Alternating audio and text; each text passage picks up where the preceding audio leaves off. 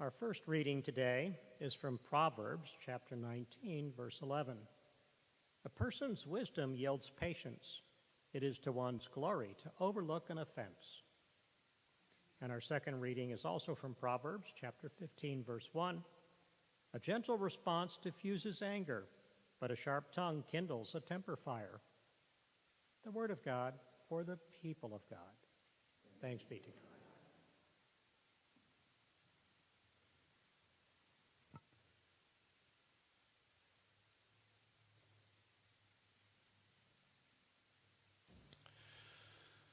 How does God want us to respond when we feel that someone is pushing our buttons? First, think about the consequences of anger. Proverbs 13:16 says, "Wise people think before they act. Fools don't, and even brag about their foolishness." When I feel people push my buttons, first, God wants me to think about the consequences of anger.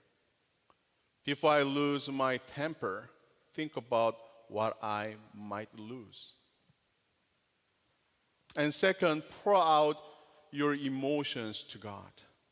Proverbs 29, verse 11 says, "Fools vent their anger, but the wise quietly hold it back."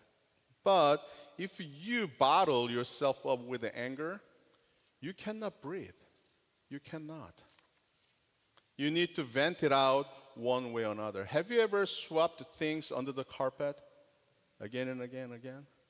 Eventually, you have to boom. And the Bible does not tell us to pretend that we are not angry either. The Bible gives us a place to take our anger. God, the holiest dumpster. Psalm 62 verse 8 says, "Trust in God at all times, you people.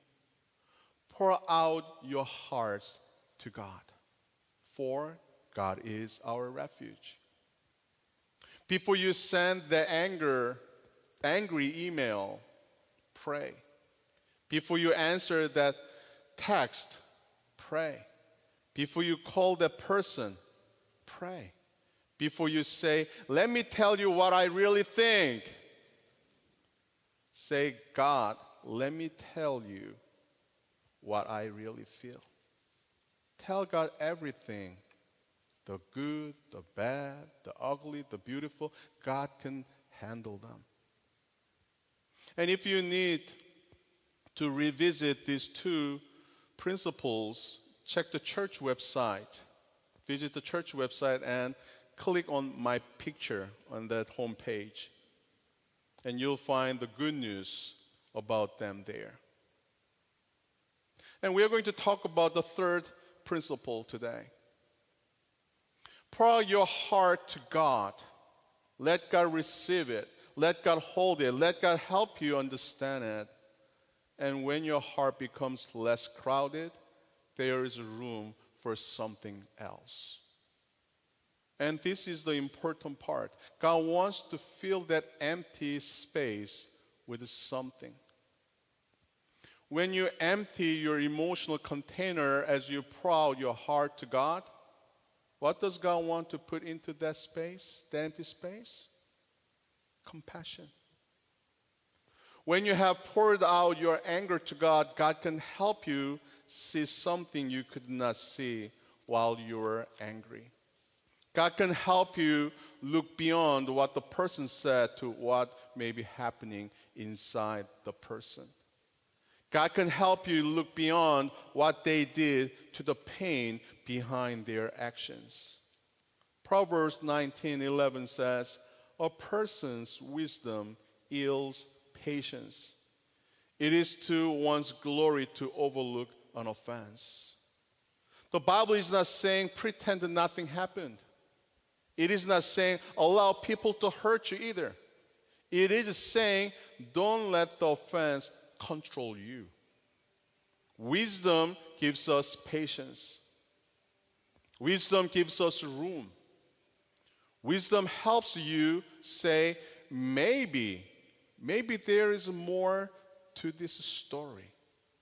Maybe that person is tired. Maybe that person is afraid. Maybe the person feels ignored. Maybe that person feels rejected. Maybe that person is carrying something I know nothing about. Maybe they are hurting. They're just saying, hurt people hurt people. It is not always true, and it does not excuse bad behaviors. If someone hurts you, you don't have to say, oh, it's okay. They are hurting. No, wrong is still wrong. Harm is still harm. But compassion helps us see more. I told you about the sharp edges of a broken piece of glass many times before. Does it ring a bell? A broken piece of glass can have very sharp edges. The sharp edges tell us something. Something has been broken. God has taught me that people are like that. A very angry person may be a very frightened person. A very critical person may be a very insecure person. A very controlling person may be someone who feels that life is out of control. A person who attacks others may be someone who feels threatened. Have you noticed that the little dogs bark more than big dogs? Sometimes I feel I'm that little dog when I try to bark louder and louder. Again, this does not excuse their behavior. But now we can ask a different question. Not only what is wrong with this person, but what might be hurting this person. And that is a very different way of seeing. Very different way of seeing. Years ago, I was still baby pastor. One day after church meeting, for your information, at the time I was still recovering from my wounds. I was very insecure. I was very vulnerable. And one day after church meeting, I received an email in a very angry and offensive tone with 10 questions. Questions like, why didn't you make eye contact with me during the meeting? Why didn't you sit next to me? Like those questions. At first, I felt she attacked me with very unfair accusations. First of all, my heart was pondering. After finishing reading that email, my heart was pondering. I know I look strong like a masculine, tough guy, but my heart is very soft, It was pondering. I felt she attacked me with very unfair accusations. That was first feeling. Yes, my heart was pondering, and my face was getting warm. And I felt frustrated because I thought she mistreated me, even though I did nothing wrong. Therefore, I wrote a reply. Give an explanation to each question. And I did my best to be very logical. In my reply, I tried to prove that her perception was wrong. While I was writing my reply, I kept telling God, God, it is so unfair. Oh. She treats me like a dirt. What is wrong with her? I don't deserve this kind of a sweet honey iced tea. Did you hear me? You don't know what it means, sweet honey iced tea. Sweet honey iced tea. Ah, if you still don't know, come to me after the service. I was that angry. I was that frustrated. I told you, your pastor can swear. He just chooses not to. And I didn't want to give her anything she could use against me again. And I tried to be careful about wording. Therefore, it took a while to finish that email. Throughout the time, I complained to God, while I was not aware that I was pouring out my heart to God at that time. Probably that was why I was able to choose not to send her that email. I came to ask a question. What might be hurting this person? Now thinking back, God gave me compassion for her and enabled me to look beyond her words.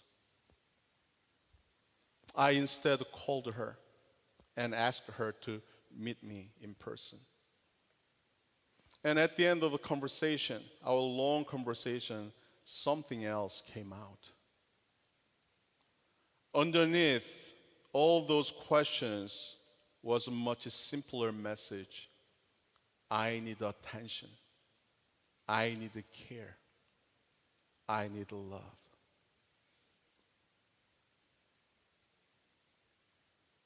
I need to know that I matter. That was a message I received at the end of our conversation. And I was so grateful that I didn't send my reply to her. Yes, her words were difficult, but the pain underneath her words was understandable. And sometimes that is what compassion allows us to see. Not only the words, not only the behavior, but the pain behind them. But why should we do this? Why? Why should we look for the pain behind someone's harsh and unfair words? Why? Because this is what God has done for us. God has looked beyond our words. God has looked beyond our behaviors. God has looked beyond our worst moments. God has seen the pain underneath our anger. God has seen the fear underneath our defensiveness. God has seen the loneliness underneath our behaviors. And God has been patient with us. Jesus showed us this way of seeing people. People saw sinners. Jesus saw people who needed grace. People saw outsiders. Jesus saw neighbors. People saw enemies. Jesus taught his followers to pray for them. People saw what someone had done. Jesus looked at the person. Jesus looked beyond the label. Jesus looked beyond the behavior. Jesus looked at that person. The person. And on the cross, Jesus prayed, Father, forgive them, for they do not know what they are doing. Are you serious? Jesus did not say they did nothing wrong. The violence was real. The injustice was real. The pain was real. But Jesus saw behind the action, beyond the action. He saw their blindness. He saw their brokenness. And he did not allow their violence to decide his response. He broke the cycle. He broke the cycle. Let me ask this very important question. Is God's grace about fairness?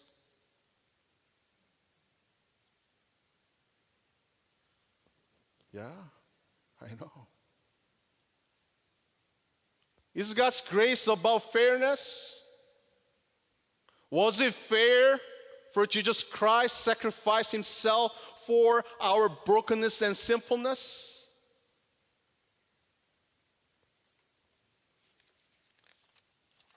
Jesus did not accept the injustice of those who held political and religious power. No. But even then, he looked beyond their behavior. When Jesus embraced everyone's brokenness, they were part of everyone. I know some of you may have a problem with that. I do. But when Jesus loved all, they were included in that all too.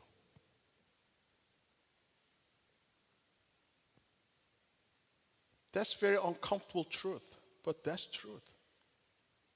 So are we. We are part of that everyone and all, despite of our brokenness and sins. And Jesus commands us to do the same. As I have embraced you, embrace others. When you feel people push your buttons, God wants you to look past their words or actions to their pain. Let your God-given compassion cut that vicious cycle. That vicious cycle. Violence to violence. Harsh words to harsh words. When we empty our hearts before God, God can fill that space with compassion. The more room we make by giving our anger to God, the more room there is for God's compassion. And when God's compassion fills our hearts, we can see people differently. We can see what we could not see when we were angry. We can hear that we could not hear when we are defensive. We can respond in a way that we could not respond when our anger was in control. This time, I knew it. I knew that God eventually would fill my heart compassion. So I prayed to God, to be honest with you, God, this time don't give me compassion. I didn't want that compassion this time. I was that angry. I was that upset. But as I was pouring out my heart, I got this empty space in my heart, and again, darn it, God filled my heart with the compassion again. Proverbs 15 verse 1 says, a gentle response diffuses anger, but a sharper tongue kindles temper fire. A gentle response is possible. Yes, it is possible when God's compassion is in our hearts. That's beyond something you can do on your own. That's why we pray.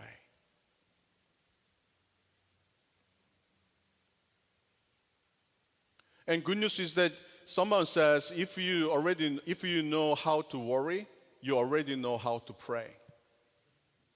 You know, you keep thinking about same thing again and again and again. You are worrying, and you telling God your problems again and again, and you are praying. And let me tweak that around. If you know how to complain, you already know how to pour out your anger and your emotions to God. You can pray. And remember, compassion does not mean becoming a doormat. That's not my point. It does not mean allowing abuse. It does not mean saying that wrong is right. No. Sometimes you still need to say that was not okay. Sometimes you need to set a boundary. Sometimes you need to have a difficult conversation. But you can do those things without revenge, without hatred, without trying to hurt the other person, because you have already taken anger, your anger to God. You have poured it out. And God has given you the eyes to see beyond the words, beyond the actions, beyond the behavior, and into the pain. My beloved siblings in Christ, remember what Jesus Christ has done for you, even while you were still sinners. And do the same as He has commanded you. Then you may experience the liberation, the peace that God pours out upon you. The liberation and peace that God pours out upon you. This is what God has allowed me to experience over the past 4 weeks. This is my story. God bless you all. Amen.